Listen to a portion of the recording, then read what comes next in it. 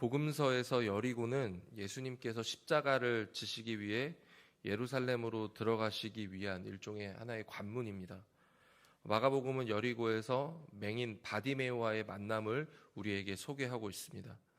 바디메오와의 만남은 그 자체로 예수님이 소경의 눈을 뜨게 하시는 놀라운 능력을 보여주시는 장면입니다. 하지만 예루살렘 입성은 예수님이 자신의 능력을 보이고 그 능력을 사용해서 높은 곳으로 향하는 그런 장면이 아니었습니다. 예루살렘은 그 십자가를 지기 위한 섬김과 순종의 자리로 나아가는 자리임을 우리는 기억해야 합니다. 여리고로 입성하기 전 제자들은 자신들의 정치적인 욕구를 적나라하게 예수님 앞에 요구합니다. 그동안 자신들이 예수님 곁에서 행했던 여러 가지 일들에 대한 보상이 예수님이 예루살렘에 들어가셨으면 거기서부터 이루어져야 한다고 그들은 예상했습니다. 그래서 그 나라가 세워지면 예수님을 왕으로 모시고 자신들이 그 좌우에 서기를 기대했던 것이죠. 저는 이들의 태도가 이 세상을 살아가는 사람들이 따르고 있는 본래적인 어떤 성공에 대한 길이라고 생각을 합니다.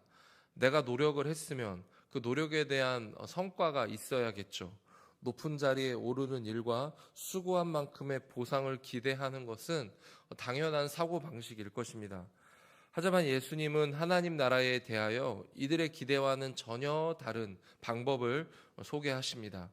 그 나라는 높아지는 자리가 아니라 낮아지는 자리입니다. 으뜸이 되고자 하는 자는 모든 사람의 종이 되어야 한다라는 이 이상한 원칙을 예수님은 이야기를 하시죠. 왜냐하면 예수님이 온 것은 많은 능력을 선보이시며 인기를 끌고 또 그 인기와 지지를 바탕으로 자신의 왕국을 건설하기 위함이 아니었기 때문입니다.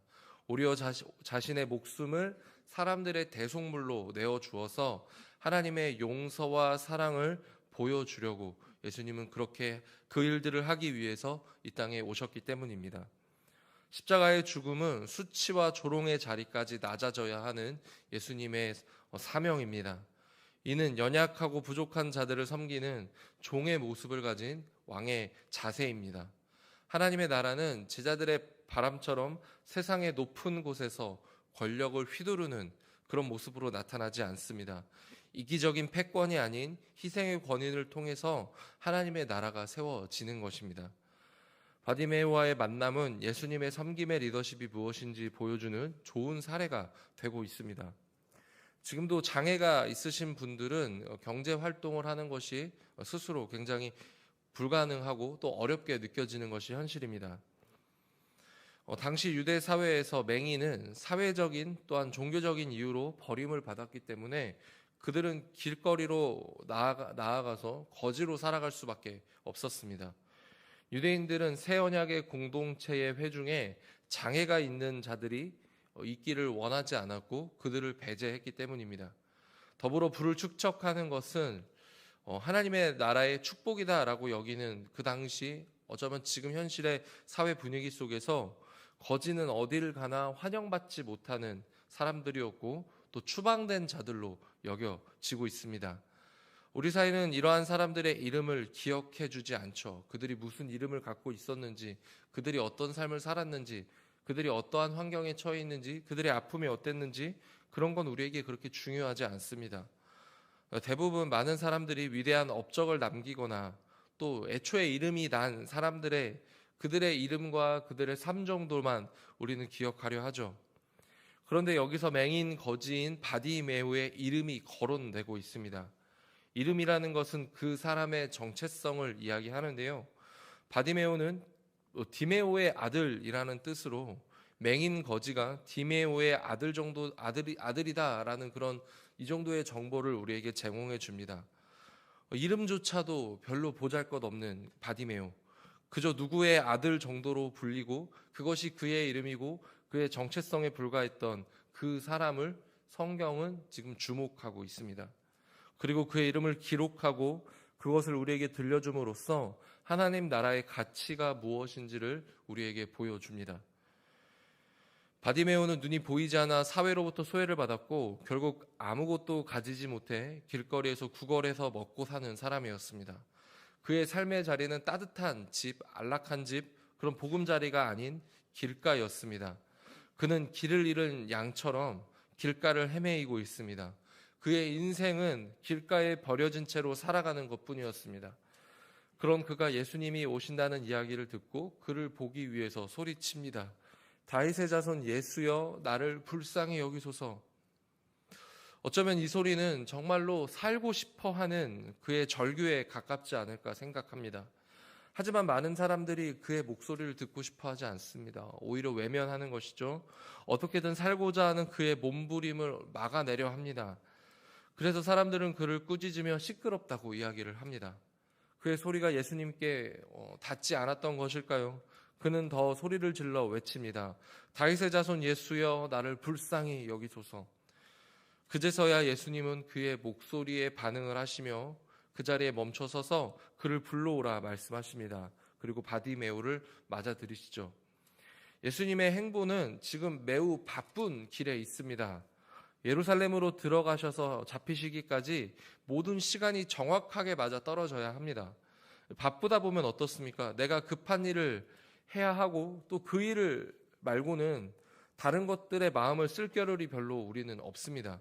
다른 것에 마음과 정신을 쏟고 싶어 하지 않은 것이죠. 이러한 기본적인 우리의 삶의 양식을 인정하고 보면 바디메오의 절규에 예수님이 즉각적으로 반응하시지 않았던 이유가 여기에 있지 않을까. 바쁘기 때문에 어쩔 수 없이 그 바쁜 길을 따라가야 하기 때문에 놓치신 것은 아닐까라고 생각해 볼 수 있겠습니다. 또 어쩌면 십자가라는 큰 길을 앞두고 있기에 맹인의 절규쯤은 외면해도 될 거라고 우리는 생각할지도 모릅니다. 그런데 예수님은 이따금 사람의 믿음을 보기 위해서 일부러 시간을 늦춘다거나 또 능력을 굳이 늦게 하시면서 외면하시는 경우가 종종 있었습니다. 혈루증 앓는 여인을 향해서 개에게 음식을 주지 않는다라는 그런 말씀으로 상처를 주시는 말들을 건네시면서 또 그 시간들을 또 늦춰가시는 일들을 우리는 보았습니다. 조급할 것 같은 그들의 마음의 그 간절함을 끌어내시려는 것일까요? 그러할수록 예수님께 그들은 더욱더 매달리게 되어 있습니다. 예수님은 그들의 결정적인 믿음을 보시고 이전에 누리지 못했던 놀라운 회복과 생명의 기쁨을 맛보게 하셨던 일들을 보게 됩니다. 믿음이라는 것은 그저 내가 원하는 것을 받아내는 것에 있지 않습니다. 많은 이들이 예수님의 능력을 경험하고서 감사함 없이 떠나가는 모습들을 우리는 성경을 통해서 많이 마주합니다. 원하는 것을 얻고 거기서 그치고 심지어는 머릿속으로 계산해가며 예수님의 다가오심을 외면하고 거절하는 사람들이 대부분이었습니다. 그러한 상황 속에서 어쩌면 예수님은 그들이 원하는 시간을 조금씩 늦춰가시면서 그 사람의 마음의 중심에 구원에 관한 진정한 갈망을 이끌어내고자 하신 것은 아닐까 생각합니다. 바디메오는 예수님의 부르심 앞에 자신의 겉옷을 버려두고 달려갑니다. 본래 이스라엘 문화에서 겉옷은 그 사람의 신분을 상징합니다.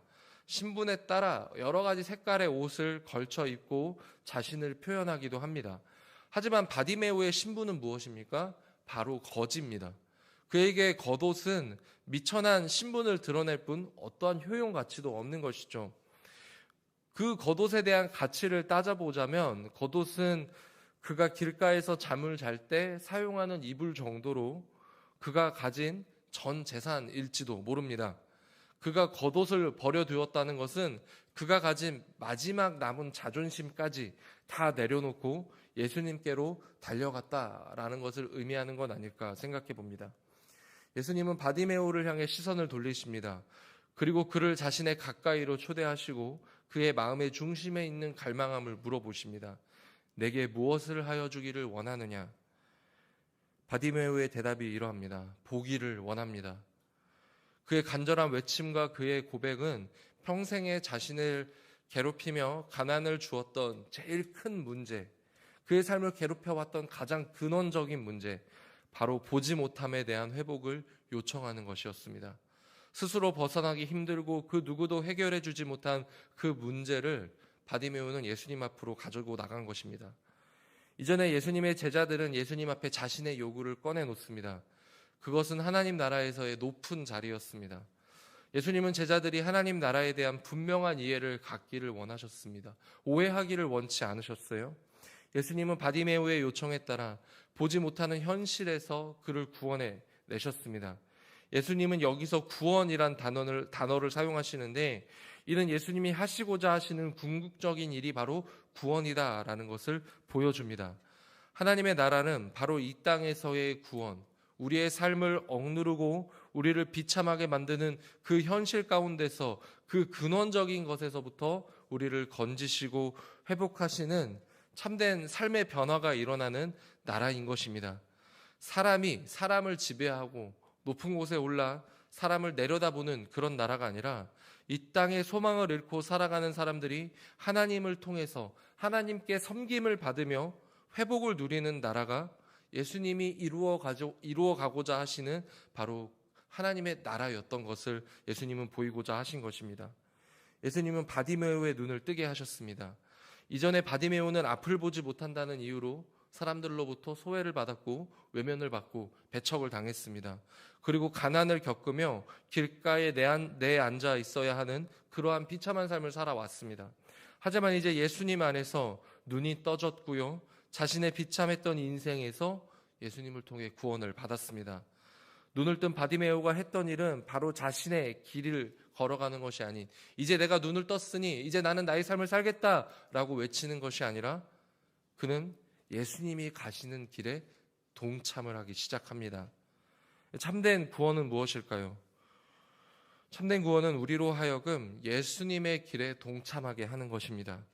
우리의 인생의 구원은 오직 예수님이시기 때문입니다.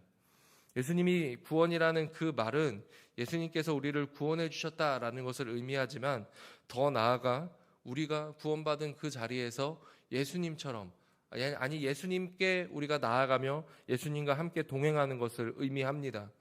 세상의 욕심을 따라 제자들처럼 높은 자리를 탐하는 것이 아니라, 예수님처럼 종으로 낮은 자들을 섬기는 그 삶으로 세상을 위하여 자신을 내어주는 길로 우리는 나아갈 수 있어야 하는 것입니다.